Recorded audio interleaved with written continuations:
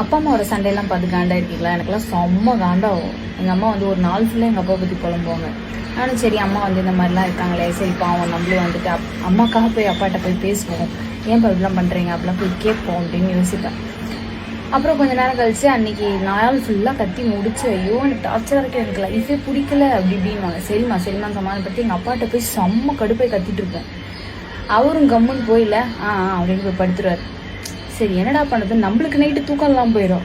காலையில் எழுந்து சொல்லல எங்கள் அம்மா, எங்க நாங்கள் டீ வச்சுருக்கேன் சாப்பிடுங்க அப்படின்வாங்களே பார்க்கணும். ஏய் யாரும்மா நீ, என்னையேம்மா அப்போ லூஸ் ஆக்குனேன்? இதெல்லாம் சகஜம்தான்ற மாதிரி 2 பேரும் பண்ணிட்டு இருப்பாங்க. எனக்கு பார்த்தாலே அப்படியே காண்டாவும்.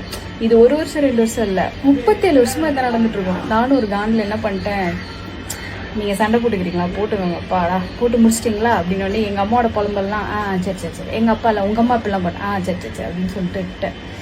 எங்கள் வீட்டில் மட்டும்தான் இப்படி நடக்குதா தெரியல. பிள்ளைகளான நம்மளுக்கு எப்படி இருக்குன்னு தெரியலை.